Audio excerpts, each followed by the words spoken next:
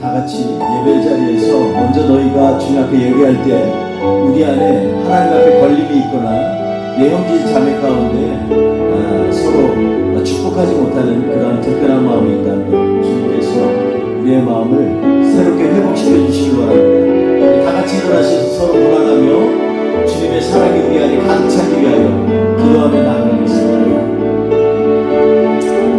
같이 찬양하며 주 앞에 나갑니다. 주님의 사랑이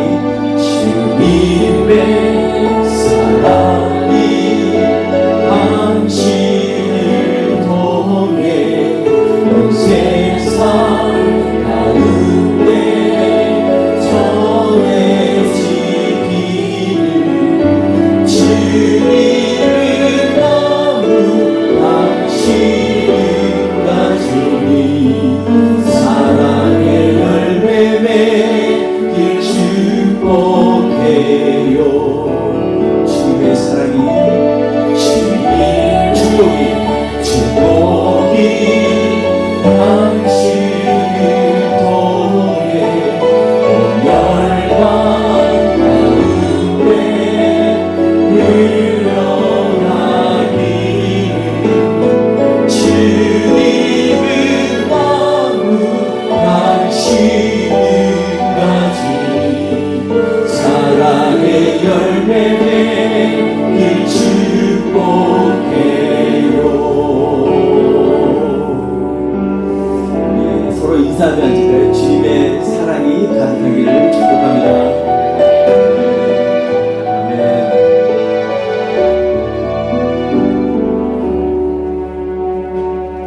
우리 예배의 목적은 주님 앞에 영광을 돌리는 것입니다. 왜냐하면 우리 인간을 창조하신 하나님이시고 그 하나님께서 역사가 시작된 이후로 계속해서 우리 가운데 함께 오셨기 때문에 그렇습니다.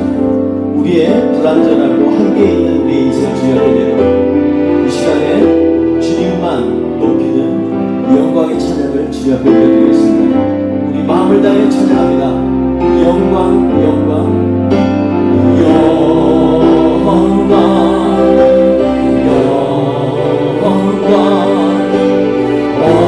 어린 양 예수 영광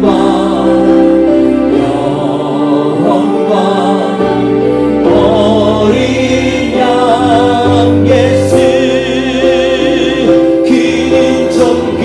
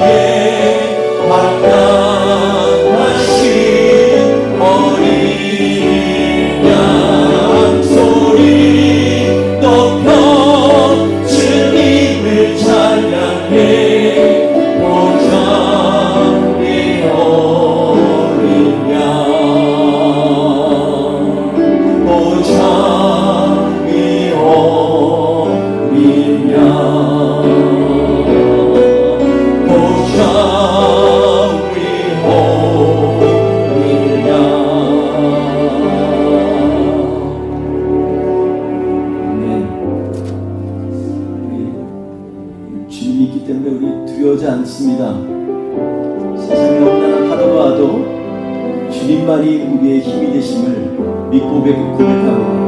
오늘도 역사해 주셔서 우리와 동행하여 주옵소서. 우리 함께 고백하며 주님을 찬양하겠습니다.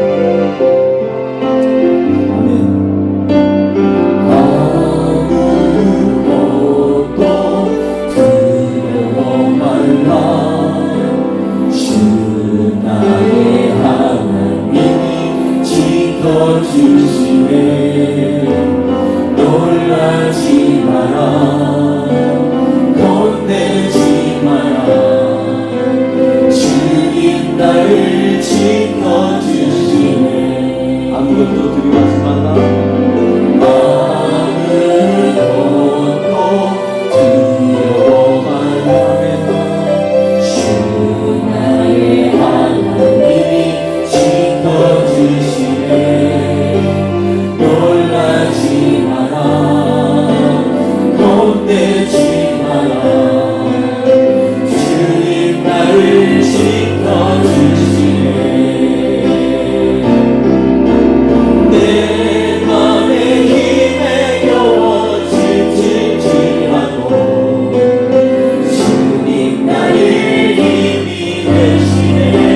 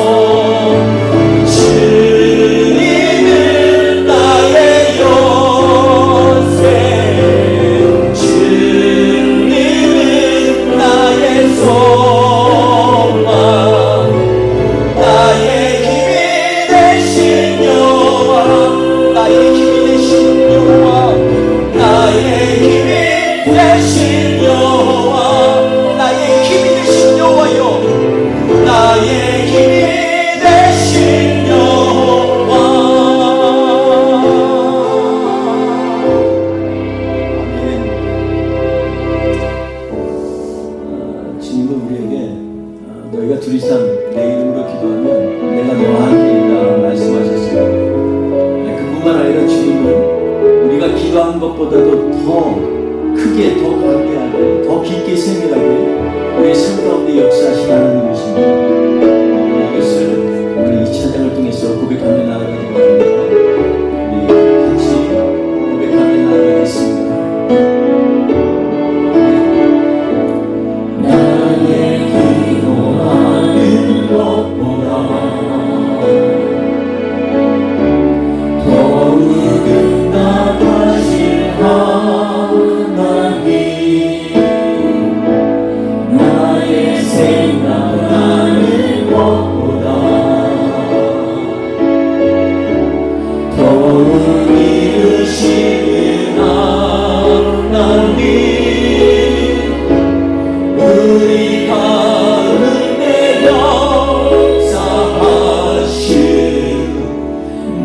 능력대로 우리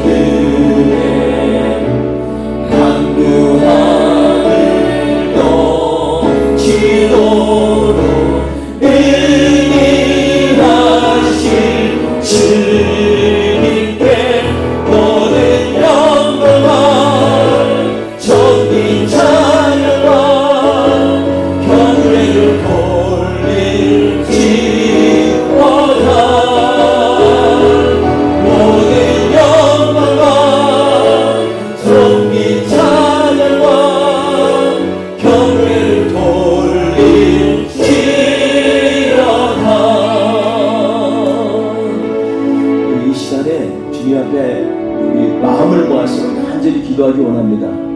하나님께서 우리 믿음의 공동체 뿌리 깊은 교회를 세우셨는데 우리를 통해서 주의 뜻이 드러날 수 있도록 우리를 다듬으시고 인도하시고 복을 내려 주옵소서.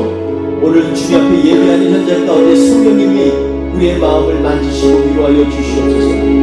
우리 한 사람 한 사람의 기도보다도 더 풍성하게 하나님 우리에게 은혜를 내려주시고 복되게 하옵소서. 우리 같이 주님 앞에 간절히 기도하며 나아갑니다. 할렐루야. 하나님 아버지 시간에 하나님 아버지 앞에 나아갑니다. 주의 마음을 활짝 열게 하여 주옵소서. 하나님 아버지 앞에 걸리게 하여 주옵소서. 하나님 아버지 우리와 하여금 겸손한 주의 찬양이 아닌 스스로 주님 인도하여 주시옵소서.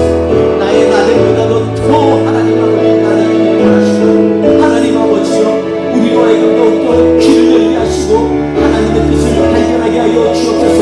성경님 우리 가운데 인도하여 주시옵소서. 그래서 하나님 아버지 새롭게 하여 주시옵소서. 우리 하나님 아버지 믿음으로 하나님 아버지 기도하며 나갈 때 한 사람 한 사람 가운데 주님 만져주시고 하나님 아버지 이 시간에 성령이여 우리와 함께하여 주시옵소서. 이 시간에 하나님 우리를 만져주시고 치유하시는 하나님을 찬양합니다. 주께서 세일을 이루실 줄 믿습니다. 주님만 영광 받아 주옵소서. 할렐루야. 하나님 우리 나의 기도하는 것보다 주님 앞에 찬양하도록 합니다. 나의 기도하는 것보다 더욱 나타실 하나님 나의 생각하는 것보다 더욱 이루시는 하나님 우리 가운데 역사하신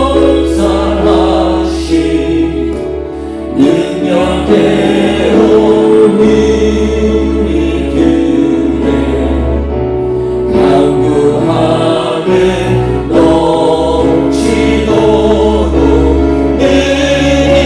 능하신 주님께 모든 영광과 정리 찬양과 경배를 돌릴지어다. 모든 영광과 정리 찬양과 영광을 돌릴지 우리 가운데 역사하신 능력대로 우리 가운데 역사하신 능력대로 우리 교회 강구하며 넘치도록 능하신 모든 영광과 모든 영광과 영리 찬양과 아멘 경배를 돌리는 주가 나서 모든 영광과 영리 찬양과 영광을 돌릴지 모든 하나님을 제거합니다. 모든 영광과 영리 찬양과 경배를 돌릴지어다. 모든 영광과 정리 찬양과 경배를 돌릴지어다.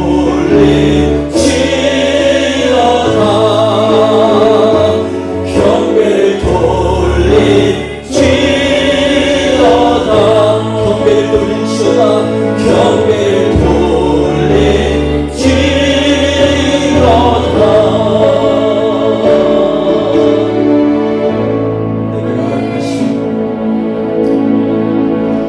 하나님이 오늘 이 시간에 허락하신 모든 시련과 연단도 주 예수의 이름으로 우리가 치고 나아가며 승리하기를 원합니다. 주 앞에 믿음의 결단으로 하지 마는 마음으로 주 앞에 찬양하며 나아가겠습니다.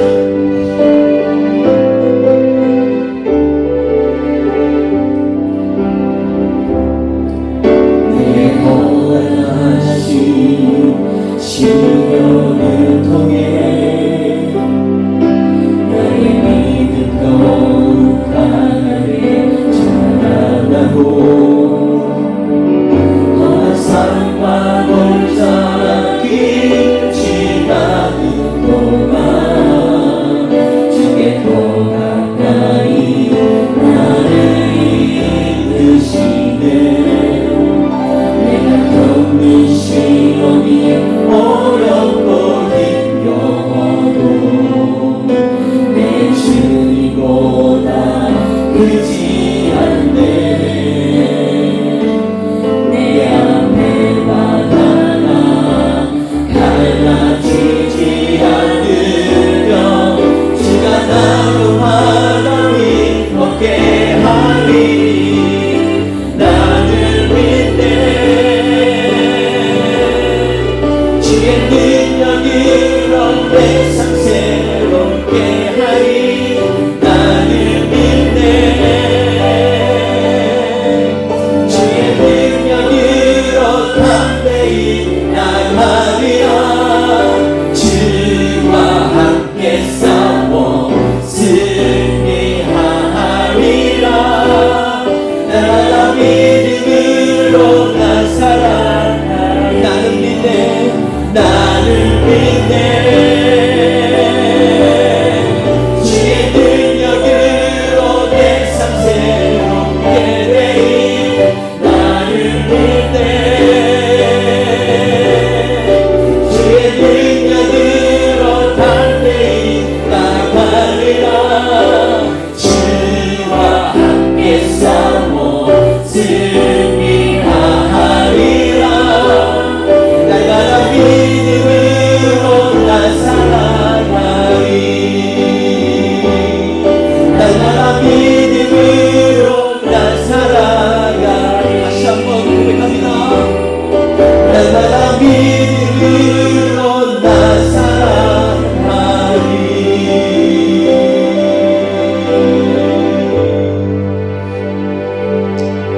하나님 감사합니다. 날마다 주님이 우리를 향하여 베풀어 주신 그 은혜와 믿음으로 말미암아 나 살아가겠습니다 고백하며 주님 앞에 찬양과 경배를 올려드립니다.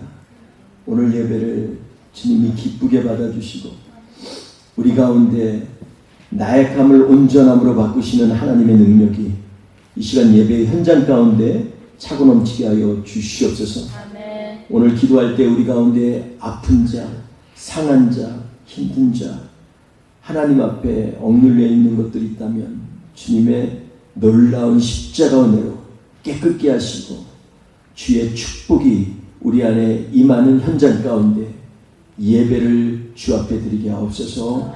감사하며 예수님의 이름으로 기도했습니다. 아멘. 우리 사도신경으로 신앙 고백하시겠습니다. 나는 전능하신 아버지 하나님 천지의 창조주를 믿습니다. 나는 그의 유일하신 아들 우리 주 예수 그리스도를 믿습니다. 그는 성령으로 잉태되어 동정녀 마리아에게서 나시고 본디오 빌라도에게 고난을 받아 십자가에 못 박혀 죽으시고 장사한 지 사흘 만에 죽은 자 가운데서 다시 살아나셨으며 하늘에 오르시어 전능하신 아버지 하나님 우편에 앉아 계시다가 거기로부터 살아있는 자와 죽은 자를 심판하러 오십니다. 나는 성령을 믿으며 거룩한 공교회와 성도의 교제와 죄를 용서받는 것과 몸의 부활과 영생을 믿습니다. 아멘. 찬송가 542장 함께 주님 앞에 고백하며 찬양 올리겠습니다.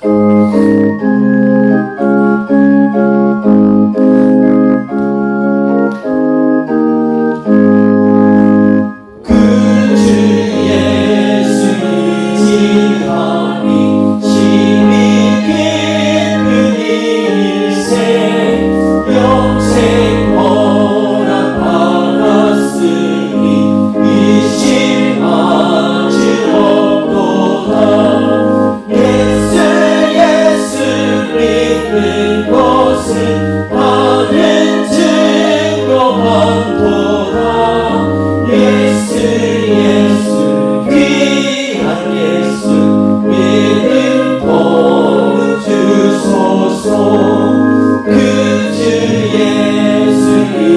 의지하니 힘이 깊은 일생 주를 믿는 나의 마음에 그의 귀에 적시네 예수 믿는 것은 받은 증거 많도다 예수 귀한 예수 믿음 도와주소서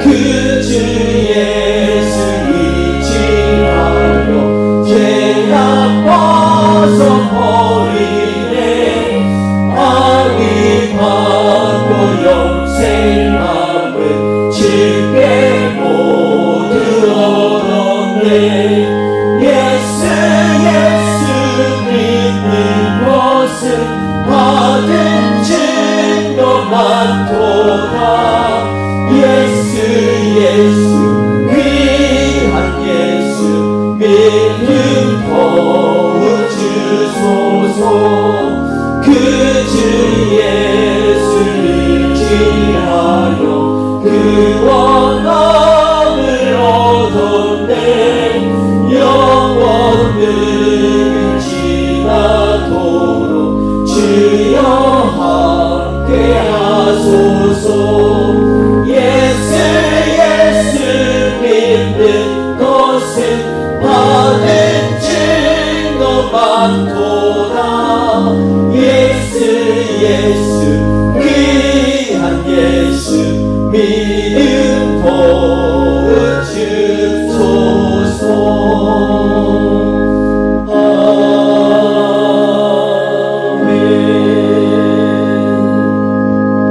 우리 같이 사무엘상 30장 1절 6절 함께 봉독하겠습니다.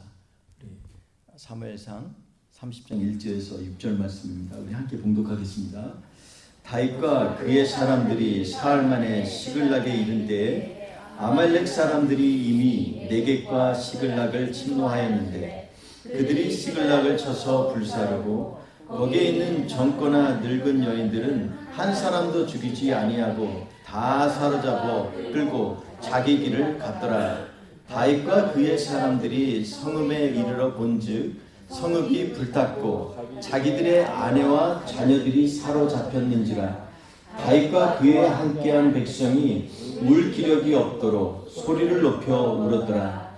다윗의 두 아내 이스라엘 여인 아히노함과 갈멜 사람 나발의 아내였던 아비가일도 사로잡혔더라. 백성들이 자녀를 때문에 마음이 슬퍼서 다윗을 돌로 치자 하니 다윗이 크게 다급하였으나 그의 하나님 여호와를 힘입고 용기를 얻었더라. 아멘. 오늘 말씀 가운데서 우리 어떻게 하나님을 힘입어 살 수 있는가에 대해서 같이 말씀을 나누려고 합니다. 하나님을 힘입어 사는 것이 평상시에는 다른 내가 갖고 있는 방법보다 약한 것 같고 미약한 것 같지만 실제 아무것도 손쓸 수 없는 나의 삶 가운데 우리가 처하게 되면 하나님의 능력이 얼마나 귀하고 또 은혜가 되는지를 깨닫게 됩니다. 그래서 우리가 하나님을 힘입어 살 수 있는가라는 제목으로 오늘 말씀을 묵상하면서 다윗이 어떻게 하나님을 힘입어서 이 어려운 위기를 타개했는지를 같이 묵상하고자 합니다. 오늘 본문 말씀을 보면 지난주에 나눴던 사무엘상 29장 말씀처럼 다윗은 꼼짝달싹할 수 없이 이스라엘과 원수가 될 수밖에 없는 위기에 빠졌습니다.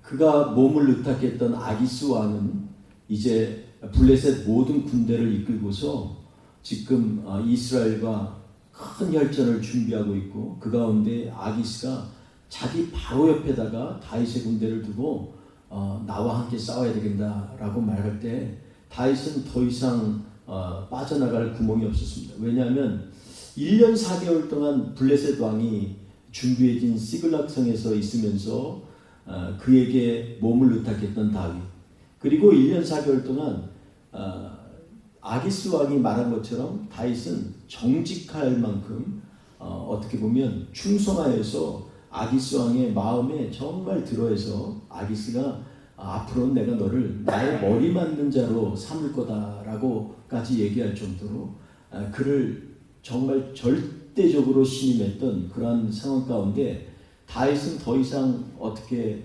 빠져나갈 구멍이 없이 이스라엘과 혈전에 마주하게 됐습니다. 아무것도 자기가 할 수 없을 때 그때 비로소 우리는 우리의 미약함을 느끼게 되고 우리가 아무것도 할 수 없구나. 내가 갖고 있는 싸움의 기술도 아무것도 아니구나. 내가 갖고 있었던 전장에서의 그런 용사로서 대장으로서의 그러한 모든 리더십도 궁지에 몰리고 나니까 아무것도 아니구나 이렇게 느낄 수밖에 없는 상황에 다윗은 처했습니다. 그때 우리가 지난달에 말씀을 묵상한 것처럼 하나님께서 하나님의 방법으로 다윗에게 그 피할 길을 내게 하셨습니다. 그래서 본인은 전혀 나 가지 못하겠어요. 내가 좀 열이 나서요. 뭐 이런 핑계 안 돼도 하나님께서 미리 그 아기스와 블레셋의 리더들이 다윗의 절대 전장에 우리와 같이 싸울 수 없다라는 그 내용의 말을 통해서 아기스 왕이 자신의 뜻을 결국은 꺾고 다윗을 돌려보내는 장면을 우리가 지난주에 묵상을 했습니다. 우리가 연약할 때 그때도 하나님의 은혜의 손에 붙들리면 모든 어려움과 환경 가운데서도 능히 이끄시는 하나님을 경험할 수가 있습니다. 그래서 아마 속으로 다윗은 찬양하면서 지금 자기들이 살고 있는 시글락으로 돌아가고 있을 것입니다. 에벡에서 시글락까지 한 60마일 정도 된다고 합니다. 성서 지리학자들의 얘기로 하면 자기가 살던 시글락까지 한 60마일 정도인데 사흘길을 이렇게 갔습니다. 말이 사흘길이지 하루에 20마일 가는 거 요즘처럼 온갖 편의시설이 없는 그때에 특히 산지를 걸어서 60마일 간다는 건 결코 쉽지가 않습니다. 피곤하겠죠. 그래도 사흘길 만에 이제 자기 집에 있는 아내와 자녀들을 볼 희망에 부풀어서 다윗과 그 군대는 사들락으로 돌아갔습니다. 근데 가서 보니 웬걸 저 멀리서부터 낌새가 이상합니다. 아직도 연기가 모락모락 나면서 냄새도 고약한 냄새가 나고 뭔가 이상한 느낌이 듭니다. 가까이 갈수록 점점 폐허가 된 사글락의 모습이 눈에 들어오기 시작합니다. 그래서 사글락에 가서 보니까 성경은 뭐라고 얘기했냐면 이미 아말렉에 의해서 불탔더라 이렇게 얘기하고 있습니다. 완전히 불타고 자녀들과 아내들과 가족들은 전부 다 포로로 사로잡혀갔습니다. 오직하면 나이 드신 여인들까지도 다 데려갔겠어요. 아기스의 부름 때문에 남자 군사들은 아마 거의 대부분 이 전장에 참여하느라고 성을 비웠을 것입니다. 그런데 그 틈을 타서 이 아말렉이 전부 다 누략질 내갔어요. 그리고 전부 가져갔어요. 왜냐하면 급할 필요가 없습니다. 자기들 생각에는 전쟁을 옛날에 보통 나가면 하루 이틀 걸리겠습니까? 가는 길만 해도 일주일 이상 갈 거고 가서 식량 준비하고 진치고 이러는데도 일주일 이상 걸릴 거고 무기 점검하고 뭐하고 하고 싸운다면 최소 아무리 빨라도 한 달 이상 걸리지 않겠습니까? 그러니 아말렉은 이런 정보를 알고서 그냥 여유있게 모든 걸 몽땅 휩쓸어 가지고 전리품을 가지고 돌아가는 장면을 오늘 본문 성경에서는 말씀하고 있습니다. 다윗과 그의 부하들이 와 보니 정말 남은 게 없습니다. 좀 쓸만한 건 다 불타버렸고 살 수 없는 성으로 만들어 놓고 떠나버린 아말렉을 보면서 기가 막혀 있습니다. 얼마나 울기 시작했냐면 다윗과 그 부하들이 울 힘이 없을 정도로 울었다. 성경은 이렇게 말하고 있습니다. 얼마나 꺽꺽하면서 울었겠습니까? 왜냐하면 그 성을 불태우고 이런 모든 흔적들이 보면 몇십 명, 몇백 명이 온 게 아닌 것 같아요. 거기다가 그 불까지 다 떼었으니 이제는 그 성에 있기에도 힘든 그러한 상황이 있습니다. 그때 사람들이 시작한 게 뭔지 아십니까? 누구 때문이냐? 원망의 화살을 돌리려고 시작을 합니다. 성경에 나와 있지 않지만 누구 때문인가에 대한 아마 여러 가지 생각을 가졌을 겁니다. 그리고 왜 그러니까는 이런 얘기가 나왔을 거예요. 그 전에 그 다윗이 주변에 있는 아말렉군 그리고 애국 근처에 있는 겐 사람들 뭐 이런 사람들 다 쳐가지고 얼마나 거기 있는 걸 뺏어가지고 아기스 왕에게 줬어요. 그러면서 유다의 걸 노략질이 됐다고 하지 않았습니까? 그러니 그렇게 해서 했던 일들이 후회가 되기 시작합니다. 그러니까 왜 거기를 쳤어요? 이런 얘기가 안 나오겠습니까? 왜 우리를 이렇게 곤란에 처하게 했는지를 다윗에 대해서 원망을 하기 시작했습니다. 왜 그리고 이맘때 해필이면 아기스 말을 듭니까? 아기스는 누굽니까? 블레셋 왕이잖아요. 블레셋은 지금 몇 대에 걸쳐서 이스라엘이 적이 아닙니까? 이스라엘을 맨날 공격했는데 거기에 편을 들어서 힘을 합하여서 이스라엘을 치러 간다는 게 말이 됩니까? 어려운 일이 터지자 여태껏 갖고 있었던 마음속에 있는 생각이 모두 다 쏟아져 나옵니다. 화가 나지요. 짜증이 나죠. 이것이 결국은 이 안에 주체할 수 없는 격한 화로 변해서 이제 급기야는 다윗을 돌로 치자 이런 얘기까지 나오게 합니다. 그때 다윗이 어땠냐면 여기에 성경에 보면 궁급한지라 이렇게 얘기하고 있습니다. 궁급하다는 것은 급하다는 얘기도 있지만 그것은 뭐냐면 모든 자기의 할 수 있는 옵션이 아무것도 없는 상태에 이르렀다라는 말을 할 때 궁급하다 이렇게 얘기합니다. 여러분 급한 것들을 그 뒤를 돌아보면요 시간적으로 급해서 급해지는 게 아닙니다. 그건 뭐냐면 내 안에 문제를 해결할 수 있는 힘이 다 빠지고 소진됐을 때 우리도 모르게 급해집니다. 궁급해집니다. 그래서 힘이 빠지는 거죠. 그런데 그러했던 그 다윗이 역전하는 계기가 나옵니다. 오늘 본문 말씀이 뭐라고 하면 여호와를 힘입어 용기를 내었더라 이렇게 한마디로 얘기하고 있습니다. 어떻게 여호와를 힘입었기 때문에 이 어려운 상황에서 그냥 좌절하고 낙심하지 않고 힘입어 용기를 내고 앞으로 나아갔을까요? 제사장 아비아달에게 부탁을 합니다. 가서 에봇을 가져오시오. 그리고 하나님의 뜻을 구하기 시작합니다. 여러분 옛날에 에봇은 어떠한 옷이냐면 하나님 앞에 예배를 드릴 때 제사장이 입는 옷입니다. 그 에봇 안에는 우림과 둠비림이라고 해서 하나님의 뜻을 분별하는 도구도 이 안에 어떠한 형태인지 모르지만 갖고 있고 또 하나님 앞에 예배 드릴 때 그 안에 거룩한 세마포를 입는 그러한 어떻게 보면 하나님 앞에 예배의 상징이 됩니다. 다윗이 하나님을 힘입어 용기를 내고 한 첫 번째 일이 뭐냐? 가서 싸우자가 아니라 가서 에봇을 가져오시오 하는 것입니다. 하나님 앞에 예배를 드려야겠다는 겁니다. 그래서 하나님의 뜻과 하나님이 원하시는 일이 무엇인가를 한번 점검해 보겠다는 것입니다. 그 예배의 자리에서 아마도 시편 25편을 묵상하지 않았나 저는 그렇게 생각합니다. 다윗이 쓴 시편 중에 시편 25편에 보면 16절 17절에 이런 말씀이 나옵니다. 주님 나를 돌보아 주시고 나에게 은혜를 베푸소서. 나는 지금 외롭고 괴롭습니다. 내 마음의 고통에서 벗어나게 하시고 나를 이 아픔에서 건져내소서라는 고백입니다. 그러니까 하나님 앞에 예배의 자리에서 자기의 모든 고통과 아픔을 주님 앞에 쏟아놓고 나아가는 다윗의 예배의 자리를 우리는 볼 수가 있습니다. 예배의 자리, 찬양의 자리, 하나님을 추역하면서 현재에도 하나님께서 일하실 것을 기대하며 하나님의 역사를 구하게 되는 것입니다. 이러한 자리에서 아마도 다윗은 하나님을 힘입어 용기를 가졌다 이렇게 우리는 볼 수 있겠습니다. 우리가 바라는 것보다 더 많은 축복으로 역사하시고 채우시는 하나님, 이 하나님을 기대할 때 우리 안에는 회복이 일어나고 용기를 갖게 됩니다.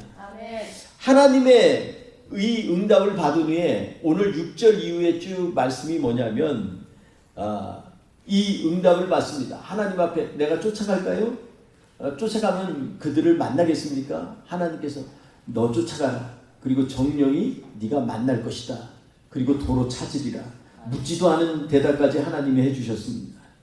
그래서 급히 남방으로 쫓아갑니다. 흔적도 있고 대략 아말렉이 사는 지역이 남방이니까 그곳을 향해서 나아갔습니다. 거기에 보면 부솔 시냇가까지 달려가는 것을 보게 됩니다. 부솔 시냇가까지는 한 시글락에서 한 15마일 정도 됩니다. 키로로 하면 30km 정도 되네요. 얼마나 다급히 갔는지 너무나 힘들어서 그 가운데에서 200명이 중간에 더 이상 따라가지 못하는 그러한 상황까지 나오게 되었다. 성경은 말씀하고 있습니다. 사실은 30km 가서 이렇게 지쳤겠습니까? 그 전에 이미 에벡에서 시글락까지 약 60마일, 100km를 달려왔고 4일 동안.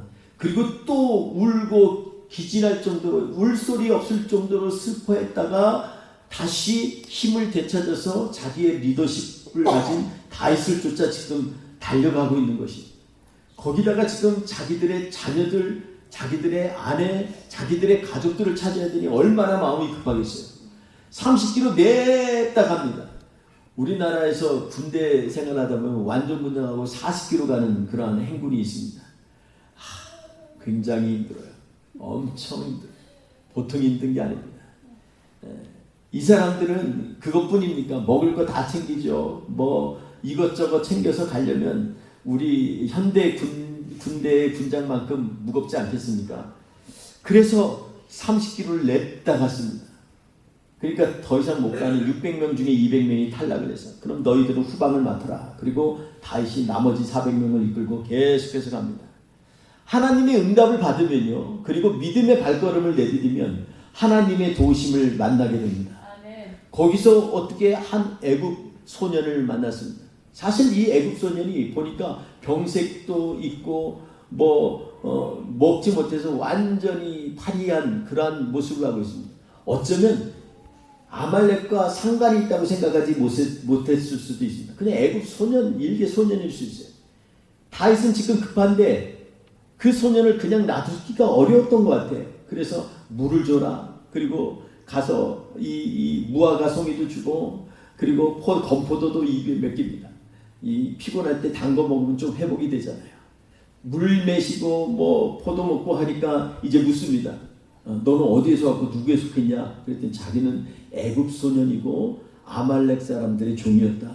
우리가 남방을 치고 시글락을 불태우고 지금 가다가 내가 병들었으므로 주인이 나를 버리고 갔나이다. 이렇게 얘기하는 거야. 그럼 네가 우리를 안내할 수 있겠느냐? 나를 죽이지 않겠다고 하고 그 주인에게도 넘기지 않겠다고 맹세하시면 제가 이 일을 하겠습니다.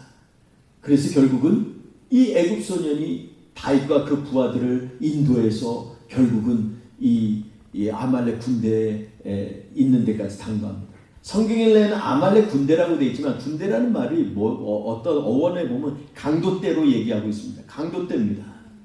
그리고 이 소년도 강도대라고 동의하고 있습니다. 얼마나 배신감이 느끼겠습니까? 기껏 충성스럽게 주인을 섬겼더니 조금 아프다고 내던지고 가는 주인이 얼마나 야속할까요? 광야에 있는데 아무것도 먹을 것도 없고 물 마실 수도 없어서 사흘 동안 이제 거의 죽음이 눈앞에 있는 그 소년을 자기랑 상관도 없는 다윗이 구했을 때 얼마나 커다란 감사와 고마움이 있었겠습니까? 그래서 결국은 이 다윗과 그 부대를 인도해서 아말렉 군대가 있는 곳으로 갔습니다. 거기 보니까 아말렉 사람들이 땅에 편만한지라 이렇게 얘기했습니다. 그 얘기는 뭐냐면 땅 가운데 풀 언더워스라고 되어 있습니다. 가득 찼다는 거예요. 진짜 이거 셀 수가 없는 거예요. 땅이 안 보일 정도로 가득 찬 상태가 편만하다 이렇게 얘기합니다.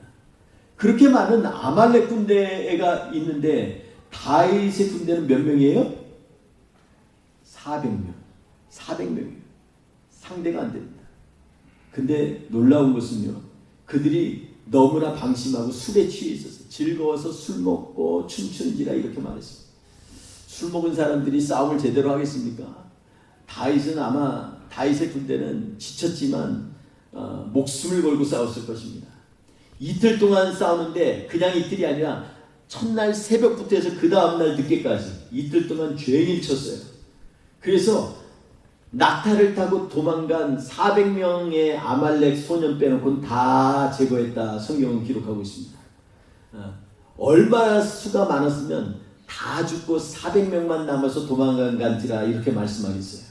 그러니 정말로 엄청난 대승을 거뒀고 엄청난 전리품을 가지고 돌아옵니다. 사람은 참 감사합니다. 떠나기 전에는 다윗을 돌로 치려고 하고 원망하고 성경에 나오지 않았지만 당신 왜 그랬어? 당신 정치력 없어? 리더가 그 정도 갖고 돼? 그거 몰라? 뭐 이랬던 사람들이 돌아올 때는 전리품을 맨 앞에 소떼 양떼 세우면서 따라오면서 큰 소리로 외쳤다라고 성경에 기록되어 있습니다. 뭐라고 외쳤냐? 이것은 다윗의 전리품이라 이러면서 외치면서 갑니다. 광야에 누가 듣겠습니까? 그런데도 이 얼마나 이 즐겁고 행복했는지 뭐 길을 비켜라 다윗의 전리품이다 아마 이러면서 외치면서 지금 돌아가고 있습니다. 그 솔시내가까지 왔더니 남아있던 200명이 마중을 나왔습니다.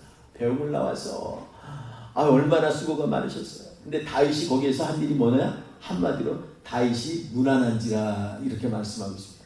다윗은요 그들도 너무 예뻐서 아이고 그래 괜찮았어? 몸 안 다쳤어? 그때 힘들었지? 오히려 위로하고 있는 거예요. 근데 그 중에 어떤 불량한 인들은 뭐라고 얘기하냐면 저들의 처자만 데리고 떠나게 하소서. 우리와 함께 일하지 않고 싸우지 않았으니 저들의 분깃은 없나이다.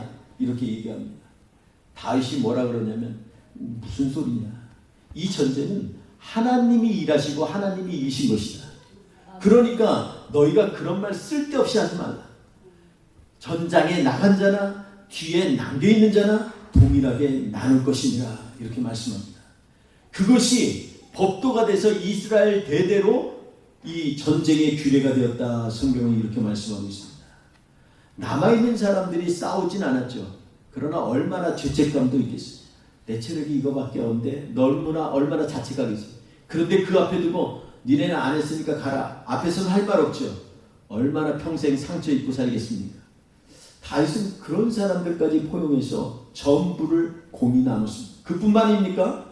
다시 시글락으로 돌아가서 자기가 가져온 거 자기 거 챙기지 아니하고 13곳의 유다 백성들에게 자기가 탈취한 전리품들을 나눴습니다.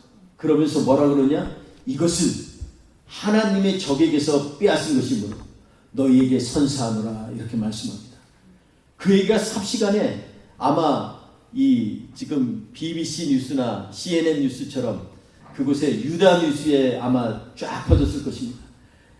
하나님의 적을 다윗이 물리치고 전리품을 우리에게까지 선사했다. 아마 탑 뉴스로 나왔을 겁니다. 얼마나 대단합니까?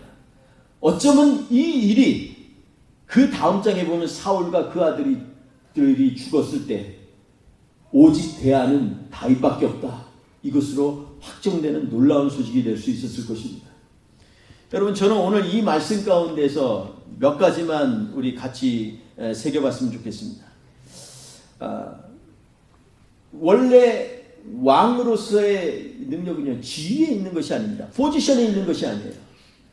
리더십의 시험을 받고 있을 때 우리의 포지션은 어디에 있느냐? 그것은요 내가 어떠한 마음을 가진다의 그것이 가장 중요한 동기가 되고 배경이 되는 것입니다. 내가 왕이다. 내가 국무총리다. 내가 국회의원이다. 이것이 나의 삶을 좌우하는 것이 아니라 내가 어떠한 태도로 하나님 앞에 서 있는가가 결정적으로 나의 삶의 모습을 보여주고 인격을 보여주는 것입니다. 여러분 오늘 말씀 가운데 다윗은 점점 왕의 권위와 위엄을 갖춰가는 것을 보게 됩니다. 여러분 아말렉에 탈취한 것은 똑같습니다. 사울도 아말렉에게 탈취했지만 하나님께 버림을 받았고 지금 다윗도 아말렉에 가서 탈취해 왔는데 그런데 하나님의 축복을 받았습니다. 그 원인이 뭡니까? 똑같은 일을 했는데 왜 달라질까요? 하나는 응답도 못 받고 기도를 해도 기도에 응답도 안 와서 결국 귀신까지 찾아가는 그러한 이 사울이에 있는가 하면 똑같이 탈취했는데 보너스로 하나님의 축복까지 들어가고 하나님의 위엄과 권위를 부여받은 하나님의 종처럼 하나님이 높이시는 일이 어떻게 일어났을까요? 왜 이렇게 다른 인생을 삽니까? 우리의 인생도 마찬가지입니다. 세상을 사는데 똑같은 삶을 사는 것 같죠? 매일 먹고 매일 비슷한 환경에서 사는 것 같지만 우리의 인생의 궁극적인 그러한 질과 방향은요 전혀 달라질 수가 있습니다. 오늘 말씀 가운데에서 저는 이 원칙이 어떻게 이런 영향을 만들어내는지에 대해서 몇 가지 점검해 보고자 합니다. 첫째로 오늘 이렇게 이 원칙을 만들어내는 다윗이 모든 사람이 같이 나눠야 된다라는 이 원칙은 어디서부터 왔냐면 사실은 하나님으로부터 왔습니다. 여러분 만나의 원칙 아시죠? 하늘에서부터 떨어져 내리는 만나를 하는데 하나님이 말씀하셨습니다. 너희를 많거나 능력 있거나 다들 한 오멜씩만 거둬. 한 오멜씩 먹어. 오직 마지막 날 소위 말해서 안식일 전날에는 두 오멜 거둬. 그래서 안식일에 나가지 말고 그거 먹어. 다른 날은 먹지 마. 사람들은 자기 힘으로 그냥 더 걷어보려고 했습니다. 근데 적게 거둔 자나 많게 거둔 자나 다 한 오멜이더라 이렇게 말하고 있습니다. 하나님의 원리는요 믿음의 지체들 가운데서 주시는 하나님의 원리는 그렇습니다. 우리의 밥그릇이 다 정해져 있습니다. 사이즈가 좀 키가 큰 사람은 조금 더 먹고 저처럼 좀 아담한 사람들은 조금 적게 먹고 이러는 겁니다. 좀 적게 먹어야지 내 분수에 안 맞게 많이 먹으면요 혈압 올라가지, 당뇨 생기지, 고지혈경 생기지 여러 가지 생깁니다. 적당하게 자기에 맞게 먹는 것입니다. 이게 하나님의 법칙이에요. 그리고 하나님이 주신 규모의 삶을 사는 것도 하나님의 법칙입니다. 내가 얻은 것 같다 그러면 내가 더 가져가야 돼요. 그래서 하나님을 잘 믿는지 안 믿는지를 구별하는 건요 똑같이 직장생활을 해도 똑같이 보너스를 받아도 어떻게 사용하는지를 보면 압니다. 어떤 친구는 똑같이 보너스를 받아도 주변에 엄마, 어머니, 아버지 또 주변에 있는 어려운 사람들 돌아보기도 하고 아이고 저 사람들 눈에 보이기 시작합니다. 그런 것들 나눕니다. 어떤 사람들은 더 뭔가 축적하고 더 많이 가지려고 몸부림치며 삽니다. 근데 나중에 보면은요 제가 많이 살지는 않았지만 나중에 보면은요 별 차이가 없습니다. 그렇게 차이가 있는 삶을 살지 않습니다. 그렇기 때문에 오늘 말씀 가운데 우리 세 가지만 기억하시기 바랍니다. 첫째, 이렇게 모두가 자기의 자족하는 삶, 만족하는 삶을 살려면 전리품이 하나님의 선물이라는 인식을 해야만 합니다. 여러분 우리 인생에 우리에게 주시는 것 하나님의 선물입니다. 네. 여러분 우리에게 구원을 주시는 것 하나님의 선물입니다. 하나님의 선물이라는 것에서 시작하면요 나의 부족함, 나의 연약함이 더 드러나는 것입니다. 여러분 세상의 법칙대로 하면 안 됩니다. 자꾸 교회에 이상한 얘기들을 많이 우리가 했는데 한동안 1990년대, 2000년대 초에 하는 말은요 자기의 장점 가지고 일을 하라 이런 얘기들을 많이 합니다. 교회에서 공공연하게 얘기합니다. 성경에는요 자기의 장점으로 일하라는 말이 없어요. 주님 앞에 나아갈 때는 나의 나약함 가지고 나가는 것입니다.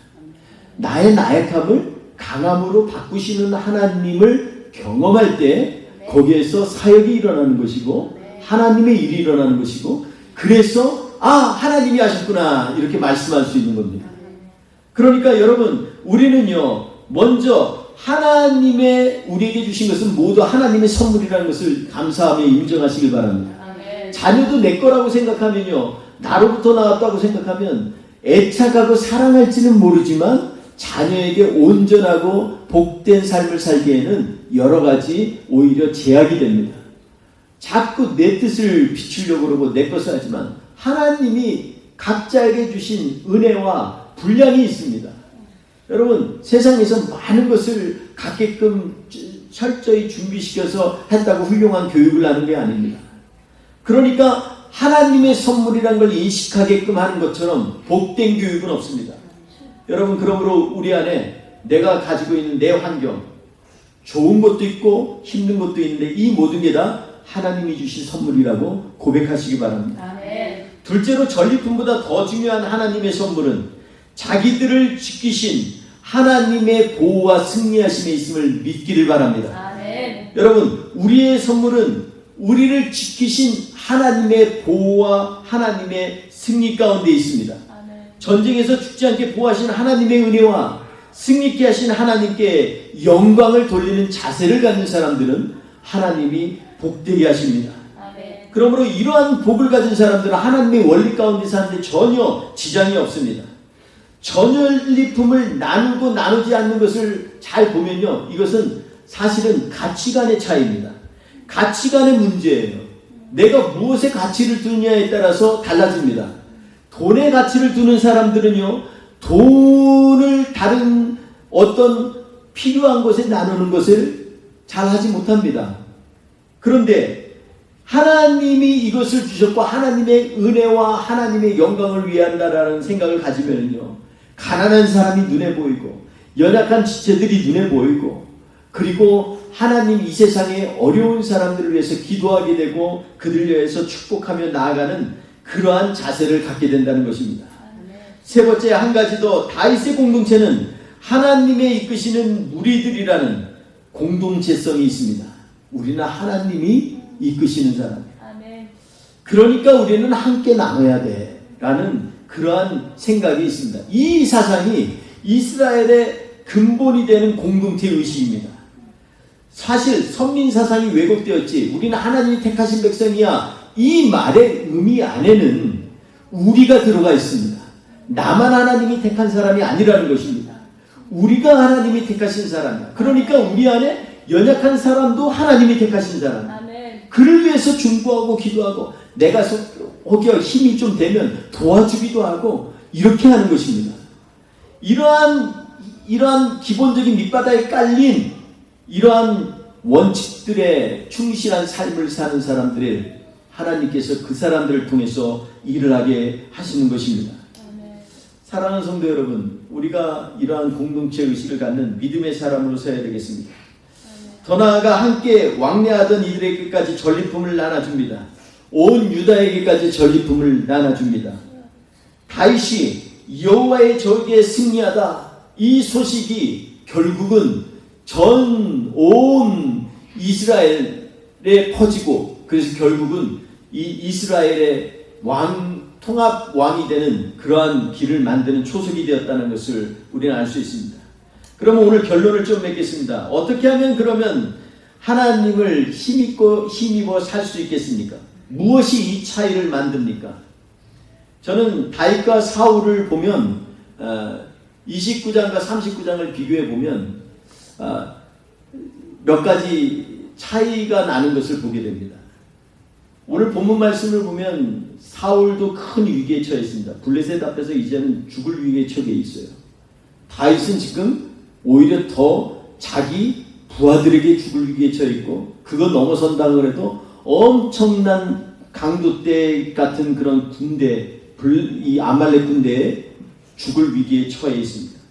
둘 다 지금 어떻게 이스라엘을 이끄느냐, 어떻게 나의 칩솔들 600명이 되는 부하들을 이끄느냐에 그런 리더십의 위기에 처해 있는 것을 보게 됩니다.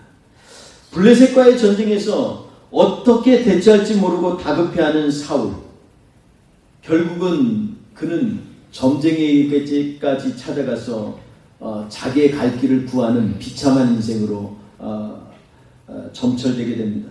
반면에 똑같이 큰 위기를 처했지만 다윗은 자기가 살던 거주지도 다 타고 가족들도 다 사로잡혀진 그 상황에서 하물며 부하들까지 돌로 치려고 하는 그때 여호와를 힘입어서 용기를 내었다, 성경은 기록하고 있습니다. 네. 여러분, 궁급하다, 다윗은 궁급해했고 사울은 이 접신쟁이가 불러낸 사무엘에게 이런 얘기를 합니다. 왜 나를 성가시게 불러냈냐 그랬더니, 내가 지금 블레셋 군대가 엄청 쳐들어오고 나는 심히 지금 다급한 상황에 있나이다, 이렇게 얘기합니다. 원래 어원을 보면 둘 다 똑같습니다. 영어로 하면 distress 이렇게 얘기합니다. 그 어원이 보면 묶여 있다는 것입니다. 여러분, 우리가 지금 우리의 삶 가운데 어떻게 보면 상처 입은 것 같죠. 상처 입어서 힘든 것 같죠. 상황이 억눌려서 힘든 것 같죠. 그런데 그 밑바닥을 쭉 보면 내가 묶여있기 때문에 힘든 것을 아십니까? 내가 묶여있기 때문에 힘든 것입니다. 내가 하나님께서 나에게 이제 더 이상 길을 낼 수 없어 라는 포기의 묶임. 나는 하나님의 자녀가 될 수 없어 라고 하는 좌절의 묶임. 더 이상 나는 이 세상에서 살아나갈 수가 없어 라고 하는 그러한 원망의 느낌, 그러한 묶임 가운데 우리는 처해 있는 것을 볼 수 있습니다. 지난주에 계속해서 연이어서 한국에는 자살 사건이 엄청 많이 나고 있습니다. 여러분, 자살할 때 다들 맨 밑에 기사에 뭐가 써 있는 줄 아세요? 우울증이나 그런 디플레스 때는 꼭 의사나 상담자에게 상의 받으시오, 이 얘기를 합니다. 저는 너무 안타깝습니다. 이런 우리가 지금 힘든 거 맞아요. 그런데 그 안에 원초적으로 보면 우리는 묶여있는 데서부터 이 힘든 것이 나온 것입니다. 이 결박을 풀어줄 수 있는 것은 오직 예수 그리스도의 보혈의 능력밖에 없습니다. 그러니까 이 둘의 차이는 내 힘을 의지해서 어떻게든 솔루션을 찾느냐라는 사울과 내가 힘들 때 하나님께로 돌아가고 하나님이 여태껏 나를 지켜주셨으니 이번에도 주님 기대합니다 라고 하는 하나님을 향해서 나아가는 그러한 하나님 앞에 간절한 기도의 사랑과의 차이이지, 그 다른 차이는 없습니다. 두 번째, 이 사울과 다윗의 차이는요, 응답의 차이에 있습니다. 사울은 응답을 못 받았어요. 하나님이 사일런트 했다, 성경은 기록되어 있습니다. 하나님은 침묵하신 하나님처럼 보였습니다. 사울이 아무리 우림으로도 꿈에도 잘 때도 좀 더 하나님 지금 꿈 잘 테니까 꿈에 좀 나와주세요 해도 안 나오고, 선지자 찾아갔는데 선지자도 하나님 응답이 없습니다 그러지, 어디 가서도 응답 안 하고 침묵하시는 하나님으로 일관되어 있습니다. 성경에서는 그것을 하나님이 사울을 버리셨다 이렇게 얘기하고 있습니다. 그런데 다윗은요 어땠냐면 기도의 차이가 있습니다. 다윗은 강구합니다. 하나님 앞에 먼저 일을 시작하기 전에 하나님을 만나려고 예배 현장에 나아가도 하나님 앞에 기도로 물어봅니다.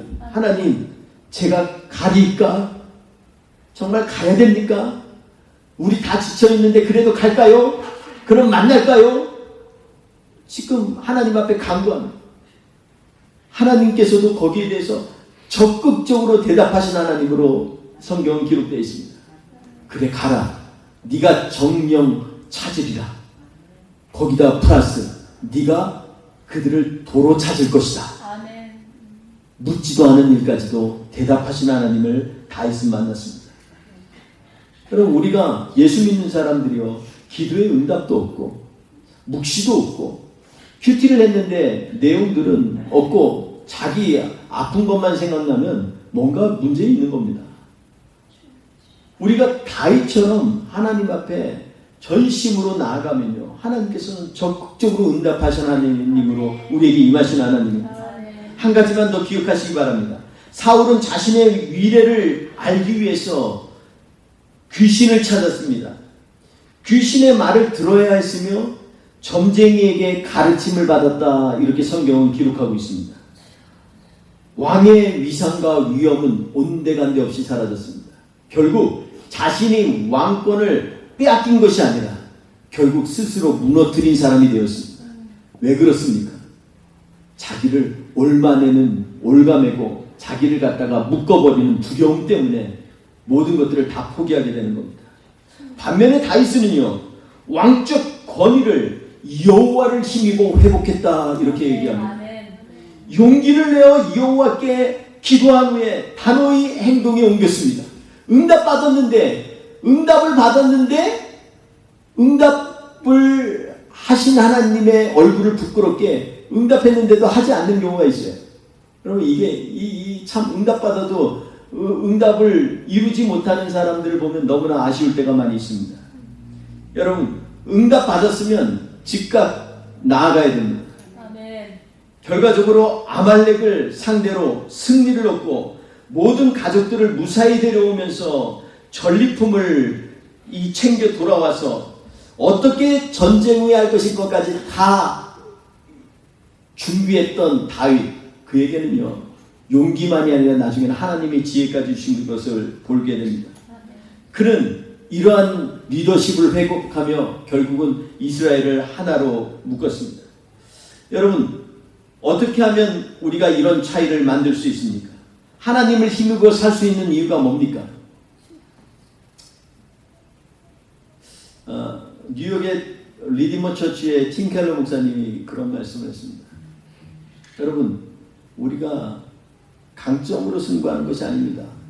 복음을 믿는 사람들은요, 나의 모든 인격이 예수 그리스도의 복음을 만나야 됩니다. 이렇게 얘기했습니다. 우리는 일부분 가지고 하나님 앞에 대처하려고 하는 경우가 있습니다. 하나님은 그렇게 사용하지 않습니다. 제가 존경하는 우리 어머니도 정말 하나님 앞에 열심히 특심이시고 말년에 노년에는 아예 잠을 교회에서만 새벽 기도만 하셨어요. 그런데도 마지막 때 엄청나게 하나님께서 연단하시고 고통 가운데에서 훈련을 시키는 과정을 저는 두 눈으로 똑똑히 보았습니다. 저희 장인어른 기도의 사람이었습니다.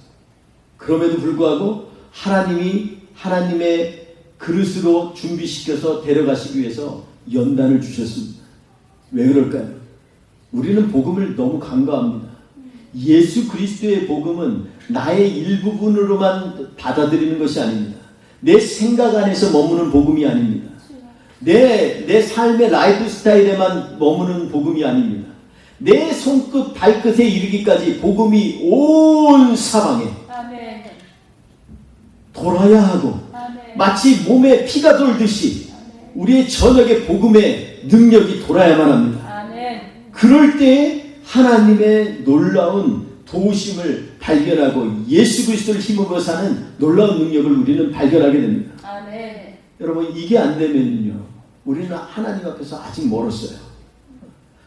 내가 뭔가 마스터가 된 것 같지만 신앙생활도 많이 하고 성경 공부도 많이 하고 제자 훈련도 많이 받고 하나님 앞에 결단해서 선교지도 많이 나갔고 뭐 다 한 것 같지만 마지막 때 하나님이 보시는 것은 나의 머리에서 발끝까지 하나님이 기뻐하시는 삶의 모양을 갖고 있는지를 보십니다. 여러분, 저는 다윗의 이 오늘 말씀 가운데 승리가 바로 이런 승리라고 생각합니다. 여러분, 하나님 앞에 일부분 가지고 헌신하십니까? 하나님을 찬양할 때 나의 가슴으로만 찬양하십니까? 그것도 좋아요. 그러나 온몸을 다해서 여호와를 찬양하고 주님 앞에 나의 마음을 드리고 나의 연약함을 내려놓는 그러한 믿음이 진정으로 성숙된 믿음입니다. 그 믿음이 여호와를 힘입어 살아가는 모습인 것입니다. 여러분, 우리는 여호와를 힘입어 사는 것 얼마나 좋습니까? 여러분, 하나님께서 인콜리지에서 In Yahweh God, 하나님 안에서 살게 하셨다. 얼마나 대단한 은혜고 은총입니까? 내 눈에 보이는 것, 현재 갖고 있는 상황 때문에 아파하고 힘들어하는 것, 그 너머에서 역사하시는 하나님을 보라는 것입니다. 여러분, Counterfeit God이라는 말이 있습니다. 책 제목이기도 한데 그 얘기는 뭐냐면 하나님의 모조품으로 살지 말라는 그런 경고의 제목입니다. 우리는 하나님다운 모습을 보이지만 하나님의 기쁘신 뜻과 하나님이 경외하시는 모습으로 살지 않고 모조품으로 살 때가 많이 있습니다. 기왕에 기도하면 하나님 만나게 기도해야죠. 기왕에 말씀 보면 내 삶 가운데 역사하시도록 말씀을 봐야죠. 기왕에 하나님 믿으려면 나를 낮추되 죽기까지 복종하신 예수 그리스도를 따라 낮춰야죠. 그때 성령의 역사가 일어나고 하나님의 은혜와 은총이 흘러넘치는 것입니다. 여러분, 이 은혜가 저와 우리 가운데 이번 한 주 동안에도 강같이 흘러넘치시기를, 그래서 다윗처럼 하나님의 적을 하나님이 무찔렀다라는 이 고백이 우리의 삶 가운데 일어나기를 원합니다. 제가 마지막으로 하나 간증 아닌 간증을 하고 예배를 마치려고 합니다. 간증 아닌 간증이라는 얘기는 아직까지 완성되지 않은 간증이기 때문에 그렇습니다. 그저께 여기 매니지먼트를 만났습니다. 매니지먼트 만났는데 어떤 사람들이 좋은 가격으로 이쪽에 있는 전체동을 사서 전체를 터가지고 탁구장을 만들겠다고, 그래서 좋은 오퍼를 넣어서 주인도 승낙했다고 합니다. 그래서 저한테 목사님 정말 죄송하지만 이제 여기 아무래도 비워주셔야 될 것 같습니다. 그렇게 얘기를 했어요. 근데 마음에 그렇게 막 낙심이 되거나 그렇지는 않았어요. 왜냐하면 한편으로는 하나님께서 그런 뭔가 필링을 그 전부터 몇 개월 전부터 주시기도 했지만, 또 하나는 이게 죄송할 일이 아닙니다. 저도 모르게 그분에게 그랬어요. 이거는 형제님이 죄송할 일이 아닙니다. 그분이 참 예수 잘 믿는 분이에요. 그래서 제가 형제님 그러는데, 형제님 이건 형제님이 죄송할 일이 아닙니다. 하나님이 우리를 기도의 자리로 이끄신 것입니다. 아멘. 여러분, 교회 건물 없어졌다고 교회가 죽는 거 봤습니까? 저는 그렇게 보지 않습니다. 교회는요, 말 그대로 하나님을 경외하고 하나님을 따르는 사람들의 무리들의 모임입니다. 아멘. 우리가 이런 좋은 건물에서 사람의 눈에 따라 들으면 제 눈에는 너무나 좋습니다. 이렇게 좋은 건물에서 우리가 거의 4년을 있게 한 것도 하나님의 은혜입니다. 아멘. 그 가운데 시작 개척해서 얼마 안 돼서 코로나 터져가지고 정말 당황스럽게 지냈지만, 우리 윤계숙 권사님, 곽장로님 참 잘 아시지만 우리가 3년 동안 뭐 할 수 있는 게 있었어야죠. 또 제가 너무 영적으로 깨어있지 않아서 그런지 모르지만 그냥 기도하는 시간밖에 없었어요. 새벽마다 나와서 그냥 기도하는 거에는 할 수 있는 게 없었습니다. 모이지 말라 그러죠. 뭐 다들 처음 보니까 막 이게 코비드가 엄청 무서운 것으로 얘기하죠. 또 사실 진짜 무서웠어요. 많은 사람들이 죽었고, 그래서 우리 교회 연로하신 어른들도 계시기 때문에 더 조심스러웠고, 그렇게 지내다 보니까 4년의 시간이 이렇게 지나갔습니다.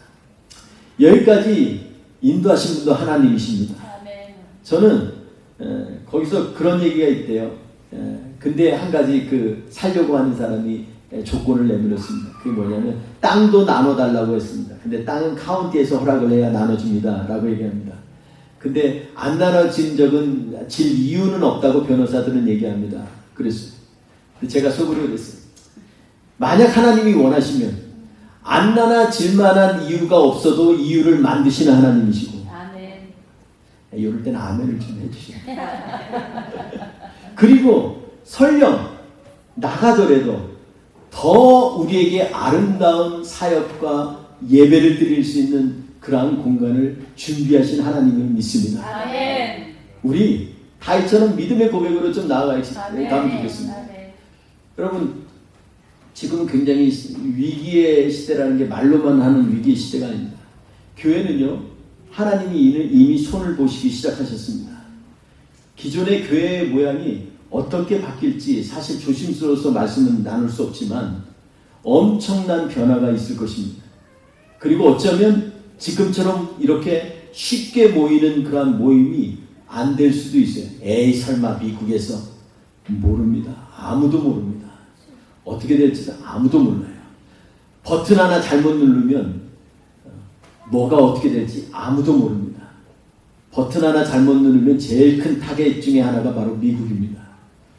여러분, 우리가 이러한 어려운 시대 때 오히려 하나님께서 다음 세대를 준비하라고 우리 교회를 처음 시작부터 이렇게 고난과 연단 가운데에서 하나님을 만나게 하신 것이 아닌가, 이러한 하나님이 주시는 마음을 갖습니다. 사랑하는 성도 여러분, 이제 우리는 누구를 힘으로 살 수 있는가만 다시 한번 점검하며 나아가면 좋겠습니다. 아멘. 내 힘으로 살 수 있을 것 같죠? 그런 인생 얼마 못 삽니다. 내 힘으로 살 수 없을 때 에고 늦었구나 하지 마시고, 그 전에 이미 오늘 다윗과 사울을 보면서 묵상하면서 우리는 하나님의 힘으로 살겠습니다. 아멘. 고백하며 나아가는 저와 우리가 되시기를 주의 이름으로 축원드리겠습니다. 아멘. 기도하겠습니다. 좋으신 하나님 아버지, 감사합니다. 우리의 기도하는 것보다 더 풍성한 것으로 채우실 하나님을 신뢰합니다. 하나님, 오늘도 주님 우리와 함께하여 주셔서 우리 가운데 역사하시는 하나님을 체험하며 목도하게 하여 주시옵소서. 하나님, 우리 뿌리 깊은 교회가 주님 앞에 나아갈 바들을 알게 하여 주시니 감사합니다. 깨닫게 하여 주시고 실현 주시니 감사합니다. 하나님, 세상 사람들로 보면 정말 미안한 일인 것 같지만 우리에게는 위기가 기회가 됨을 또 하나님 앞에 고백합니다. 철저하게 우리의 DNA가 하나님이 기뻐하시는 하나님의 백성의 DNA로 거듭나는 계기가 될 수 있도록 주여 역사하여 주시옵소서. 이번 한 주간도 주님 의지하면서 특별히 우리 교회 공동체를 위해서 기도하오니 하나님 아버지, 우리가 장소를 구하는 것이 아니오라. 하나님, 우리가 정말로 주님과 함께하는 공동체로 결속되어지고 단단하게 될 수 있도록, 그래서 세상을 이기는 하나님의 백성 될 수 있도록 주여 인도하시고 역사하여 주옵소서. 감사하며 예수님의 이름으로 기도합니다. 아멘. 지금은 우리 주 예수 그리스도의 은혜와 아버지 하나님의 크신 사랑하심과 성령님의 동행하시고 역사하심이 이 시간에 하나님 앞에서 우리가 주님의 힘을 의지하여 살겠습니다 고백하며 나아가는, 그렇게 결단하기를 원하는 하나님의 백성들 머리머리 위에, 우리 뿌리 깊은 교회 공동체 위에 지금부터 영원토록 함께 없으기를 간절히 축원하옵나이다.